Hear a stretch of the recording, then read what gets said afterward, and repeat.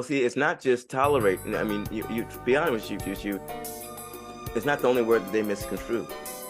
They misconstrue a lot of words, and I think this is intentional. There are people that are very intelligent people that are in the higher echelons who are orchestrating a lot of this stuff, and they do it for a reason. They understand.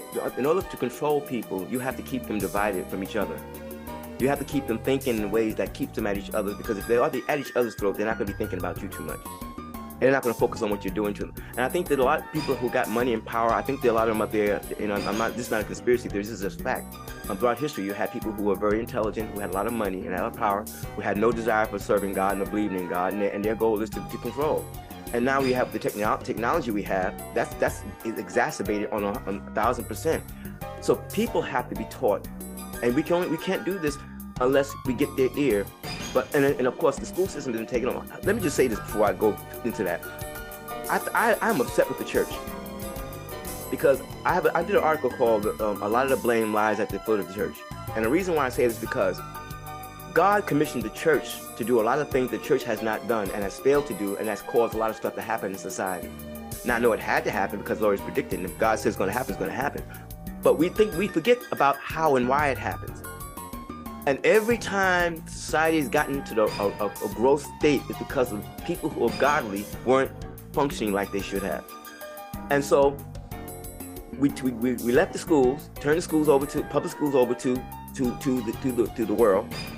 We left Hollywood, turned Hollywood over to the world, and a lot of good people won't go into politics.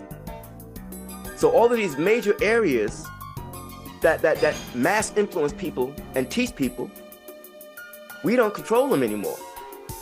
And a lot of us don't like fighting. A lot of us are cowards. We want things to be peaceful and calm. You don't find that in the Bible. The New Testament teaches us that as Christians, if you stand for right, there's going to be a constant struggle.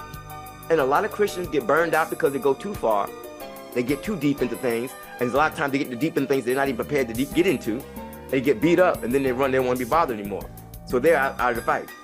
Man, that's really good. I've said the same thing. I wish I said if only the church gets it right, the whole world changes. Man, at least a lot of things will. That's for sure. No question about that. Roughly one third of the world is Christian. 2.3. Oh, profess to be Christian.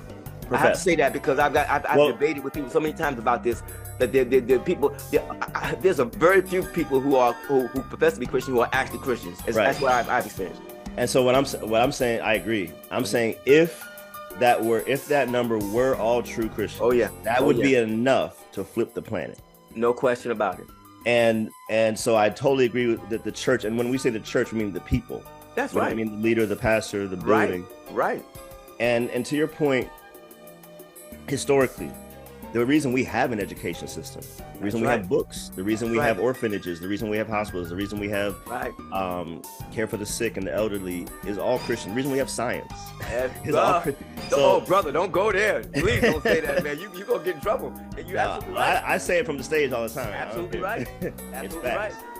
So science would not make sense without Christianity, without God. It wouldn't make sense. Go ahead, brother. And the founders of physics, chemistry, all of them were people.